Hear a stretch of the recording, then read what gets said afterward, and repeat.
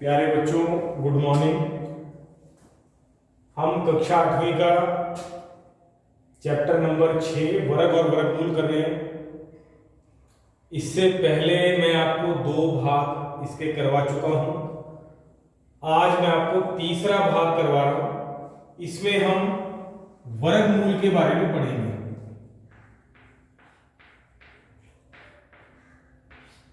वर्गमूल क्या होता है और इसे कैसे निकालते हैं।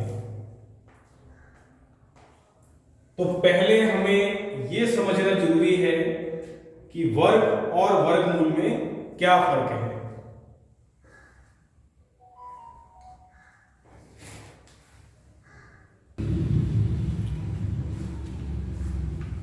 बच्चों, आप जैसा कि जानते हैं 2 का वर्ग यानी 2 की शक्ति 2 कितना होता है 4। लेकिन अगर हमने 4 का वर्गमूल निकालना है तो उसके लिए इस प्रकार का चिन्ह होता है। 4 का वर्गमूल का क्या मतलब है? तो आप इसे कहेंगे 4 किस संख्या का वर्ग होता है? तो आप ध्यान आएगा 2 का। तो हम कह सकते हैं 4 का वर्गमूल कितना हो गया 2।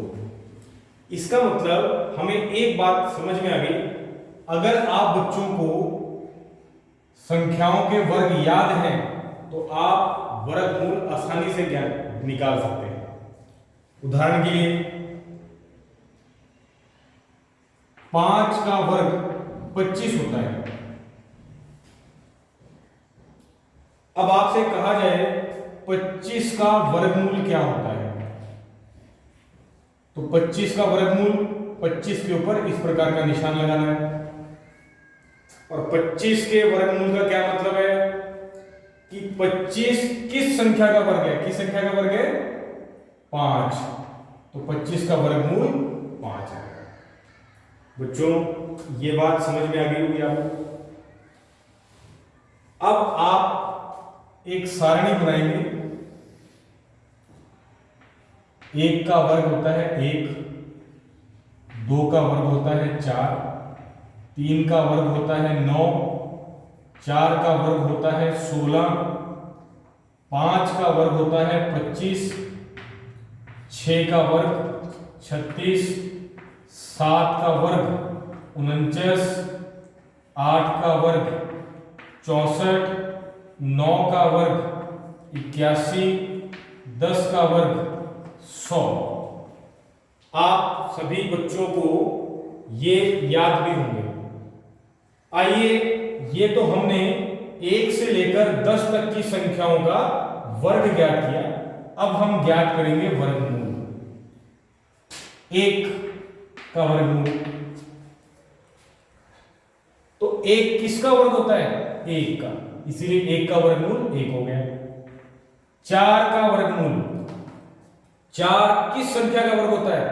2 का, इसीलिए 4 का वर्गमूल कितना हो गया 2। 9 किसका वर्ग होता है? 3 का, इसीलिए 9 का वर्गमूल 3 हो गया। 16 का वर्गमूल कितना आएगा 4, क्योंकि 16 किसका वर्ग होता है? 4 का। 25 का वर्गमूल 5। अब तक आप बच्चों को समझ में आ गई होगी कि वर्गमूल हम कैसे निकालते हैं। तो आइए आगे भी निकालते हैं। वर्गमूल 36, 6 का वर्गमूल 49 होता है, 7 वर्गमूल 64, 8 और मैं एक बार फिर बोल देता हूं वर्गमूल 81। तो 81 किसका वर्ग है? 9 का, इसलिए वर्गमूल 81 9 आएगा और वर्गमूल 100 आएगा 10। बच्चों, वर्गमूल क्या होता है और इसे कैसे ज्ञात करते हैं ये आपको समझ में आ गया होगा।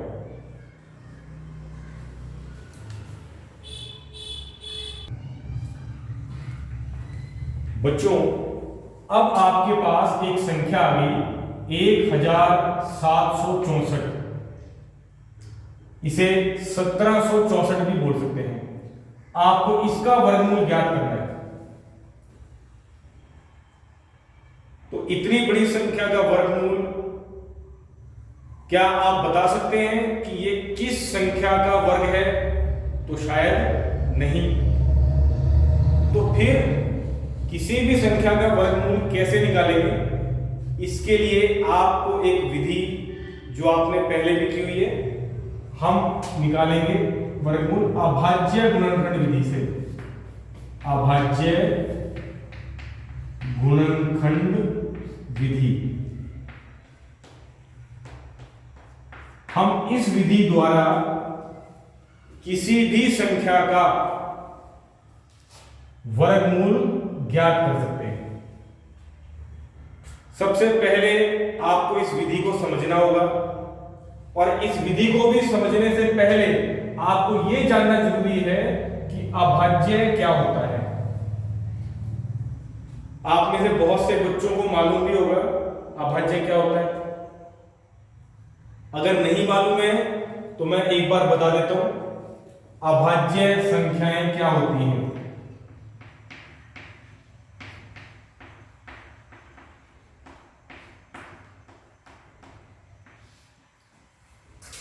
बच्चों, ये वह संख्याएं हैं जो या तो एक के पहाड़े पर जाती हैं या स्वयं के पहाड़े पर। जो संख्या एक और अपने अलावा किसी और संख्या से भाग नहीं होती उन्हें हम अभाज्य संख्या कहते हैं। उदाहरण के लिए 2, 3, 5, ये तीनों ऐसी संख्याएं हैं जो या तो एक के पहाड़े में भाग होंगी या केवल अपने आप से भाग होंगी और किसी से भाग नहीं हो सकती। तो अब आपको समझ में आ गया होगा वे संख्याएं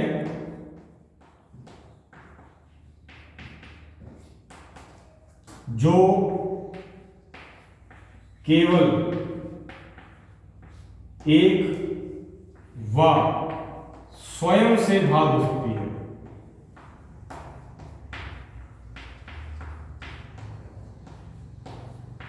स्वयं से भाग हो सकती है, उन्हें अभाज्य संख्या कहते हैं। यहां एक बात और ध्यान देने की जरूरत है, एक अभाज्य संख्या नहीं है।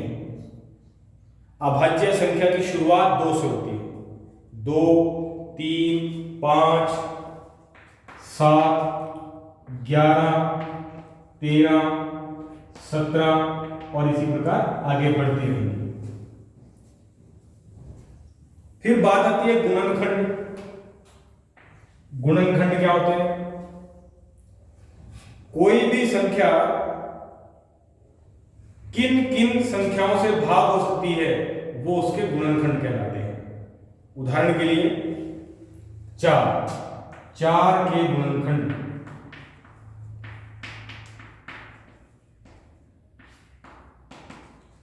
4 किन किन संख्याओं से भाग हो सकती है?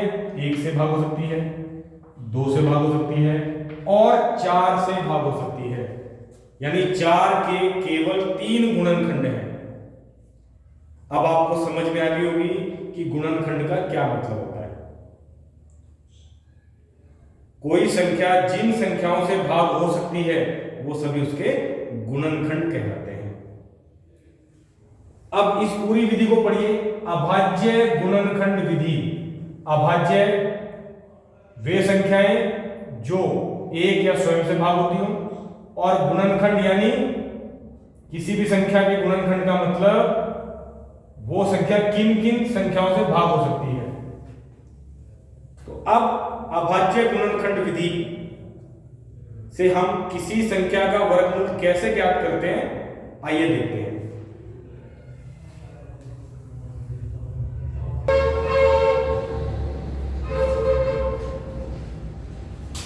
1764 का अभाज्य गुणनखंड करते हैं। इसके लिए एक लंबी लाइन और एक लाइन ऐसे, शुरुआत 2 से।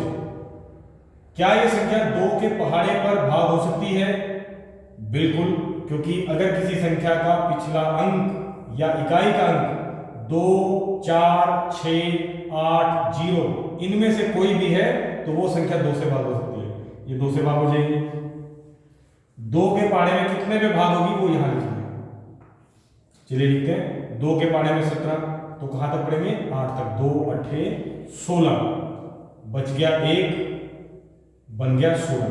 2 8 16 और बच गया 4, 2 दूनी 4। फिर शुरुआत दोबारा 2 से करेंगे। क्या ये संख्या 2 से जारी है? बिल्कुल जारी है, क्योंकि इसका पिछला अंक या इकाई अंक 2 है। तो 2 से करते हैं। 2 के पहाड़े में 8, 4, 2 चौके 8, 2 2। फिर शुरुआत 2 से करेंगे। क्या ये संख्या 2 से जारी है? तो उत्तर मिलेगा नहीं। अगर 2 पे नहीं जा रही है तो हम 2 के बाद अगली संख्या करेंगे 3। क्या ये संख्या 3 पे जा रही है? तो कोई संख्या 3 पे जा रही है, इसे चेक करने का बड़ा आसान तरीका है। इसके अंकों का जोड़ करिए। 4 + 4 8 + 1 9। इनका अंकों का जोड़ 9 आया। क्या 9 3 के पहाड़े में आता है? बिल्कुल आता है, इसलिए संख्या 3 पे जाएगी। चलिए 3 से भाग करवाते हैं। 3 के पहाड़े में 3 एकम 3, 3 आ गया। 4 में से 3 गया 1, वो 1 इसको दे देंगे, बन गया 14।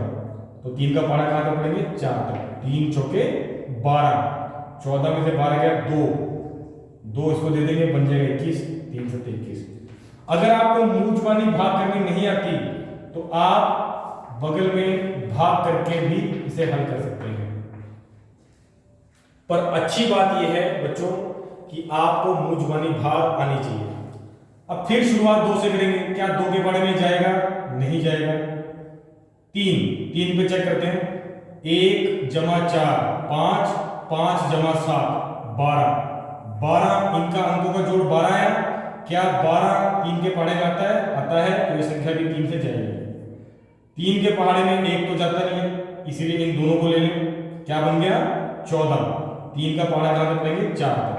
3 चौके 12, 14 में से 12 गया 2, ये 2 इसको दे देंगे, बन गया 27। 3 दूनी 27। फिर 2 पे नहीं जाएगा। 3 पे 4 + 9 13, 13 3 के पहाड़े में नहीं आता, तो ये संख्या भी 3 पे नहीं जाएगी। फिर 3 के बाद आता है 4। अगर कोई संख्या 2 से भाग नहीं हो रही तो वो 4 से भी नहीं होगी। 4 के बाद आएगा 5। क्या ये संख्या 5 पर भाग होगी? बिल्कुल नहीं, क्योंकि 5 से भाग होने के लिए पिछला अंक या तो 0 होना चाहिए या 5 होना चाहिए। 5 से अगली संख्या है 6, 6 पर भी नहीं होगा। अगर कोई संख्या 2 और 3 दोनों पर नहीं जा रही है तो वो 6 पर भी नहीं जाएगी। 6 के बाद आता है 7, 7 के पहाड़े में 7 पे जाएगी। फिर ये 7 के पहाड़े में 1 पे जाएगी। जब तक ये संख्या 1 ना बन जाए तब तक हमें इसे हल करना होता है। अब ये 1 बन गया तो इधर इसके ये गुणनखंड आ गए और ये सभी कैसी संख्याएं हैं? अभाज्य।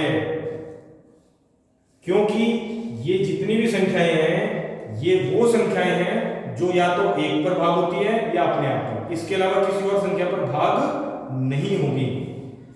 तो हमने इसके गुणनखंड कर दिए हैं। इसको ऐसे लिखेंगे 2 × 2 × 3 × 3 × 7 × 7। अगर आप इन सबको गुणा करेंगे तो यही संख्या आएगी। गुणनखंड, गुणा में खंड, गुणा में टुकड़े कर दिए हमने, और ये सारी संख्याएं कैसी हैं? अभाज्य। इसीलिए इसको बोलते हैं अभाज्य गुणनखंड। अब इनके 2-2 के जोड़े बनाए तो ये 3 जोड़े बन गए। इनमें से एक अंक ले लें, 2 3 और 7। अब इनको गुणा कर देंगे, 2 3 6, 6 7 42। तो आपके पास 1764 का वर्गमूल आ चुका है 42। या आप ये भी कह सकते हैं कि 42 का वर्ग 1764 होता है। बच्चों, मैं उम्मीद करता हूं कि आपको मेरी ये बात समझ में आई होगी। इस प्रकार के और भी सवाल आप हल कर सकते हैं। 77 44 529। आप इन 2 सवालों को हल करके और इस विधि का अभ्यास कर सकते हैं। इसके अलावा इस प्रकार के प्रश्न आपकी किताब में भी मिलेंगे। Thank you.